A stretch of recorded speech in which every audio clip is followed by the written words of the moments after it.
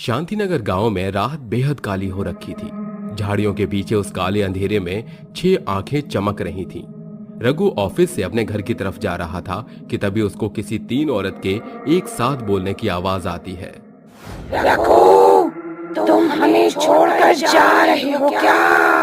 यह आवाज सुनकर रघु पीछे पलटता है, लेकिन उसको कोई भी नहीं दिखाई देता और इस तरह रघु एक बार फिर आगे की तरफ चल पड़ता है।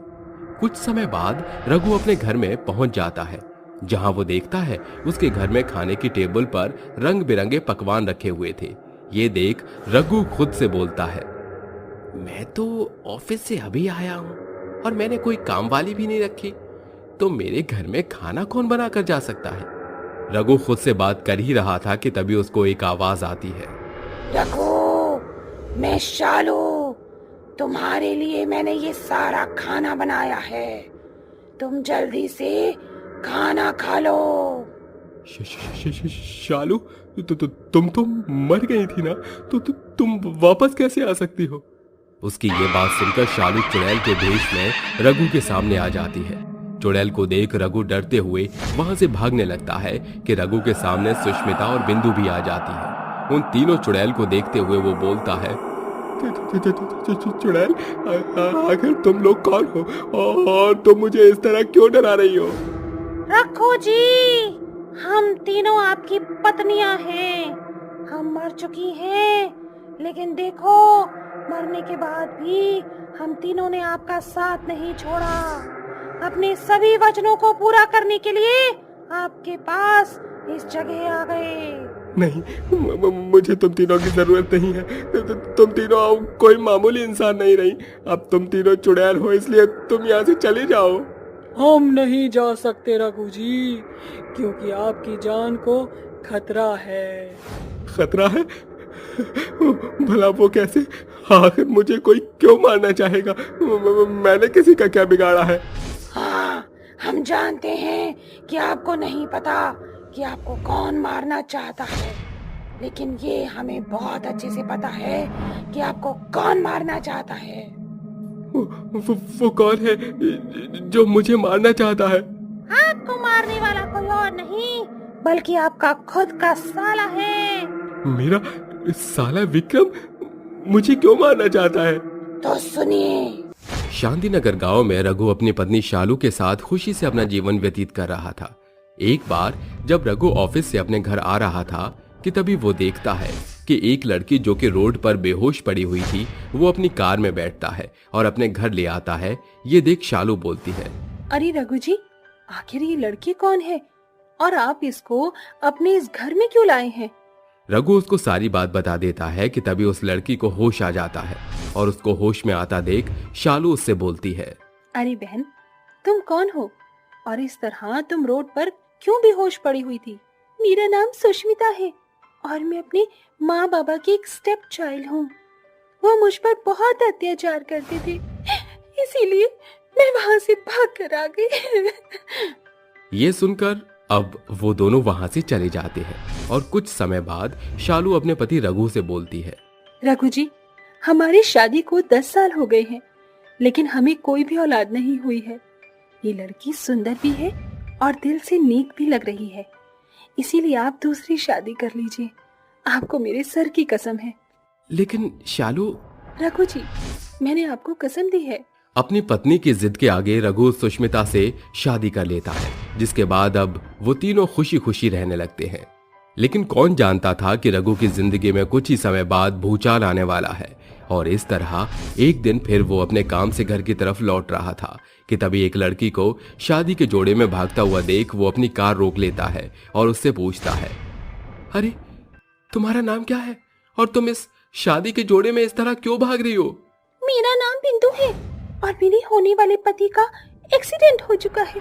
रघु उसे तुरंत अपनी गाड़ी में बिठाता है और हॉस्पिटल ले जाता है, जहां वो देखता है कि उसके पति की मौत हो चुकी है और उसके घर वाले उसको ताने मारते हुए बोलते हैं, अरे करम जली कहीं की, तू तो पैदा ही मनहूस हुई है। शादी हुई भी नहीं कि तूने अपने पति को खा लिया। अब बता, तुझसे शादी कौन करेगा? बेचारी बिंदु फूट फूट कर रोने लगी। जिसके बाद रघु उस भीड़ में आगे आता है और बिंदु का हाथ पकड़कर उसे शादी के लिए हाँ कर देता है। इस तरह अब बिंदु की शादी भी रघु से हो जाती है।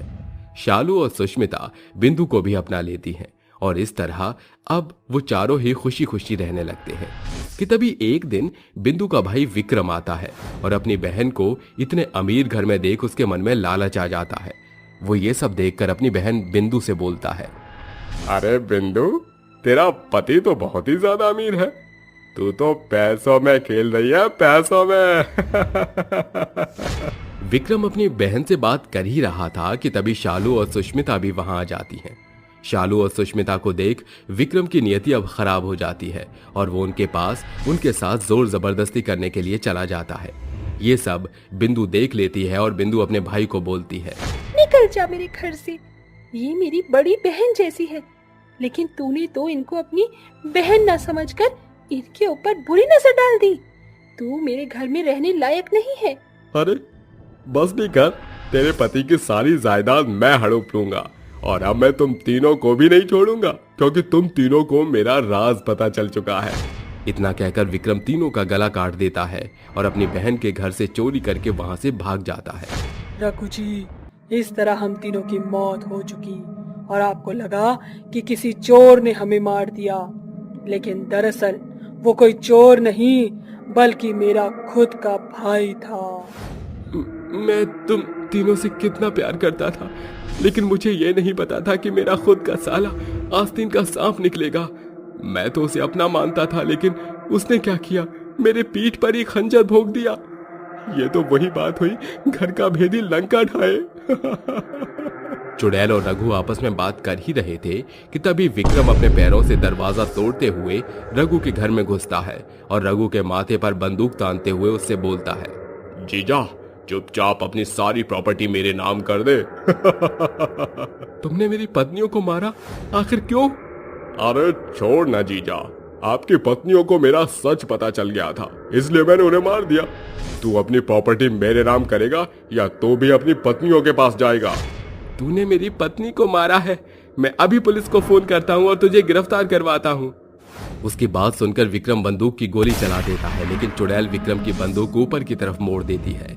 इस तरह वो तीनों चुड़ैल विक्रम के सामने आ जाती है। चुड़ैलों को देख विक्रम की सिट्टी पिट्टी गुल हो जाती है और वो डरते हुए बोलता है, चुड़ैल, तुम कौन हो और तुम मेरे सामने क्या कर रही हो?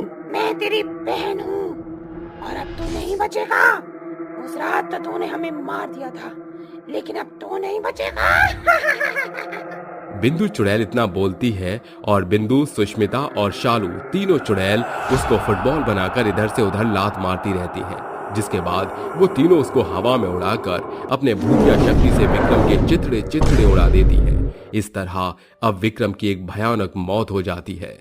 रघु जी, अब हमारा मकसद पूरा हो चुका है, अब हम यहाँ से जा रहे हैं। मैं तुम तीनों से बहुत प्यार करता हूँ, भले ही तुम मर चुकी हो, लेकिन मैं तुम तीनों को यहाँ से कहीं नहीं जाने दूंगा। तुम तीनों को मेरी कसम है, तुम मुझे छोड़कर कहीं नहीं जाओगी। रघु का प्यार उन तीनों चुड़ैलों को रोक लेता है और वो तीनों चुड़ैल अपने पति के साथ अब खुशी से रहने लगती हैं।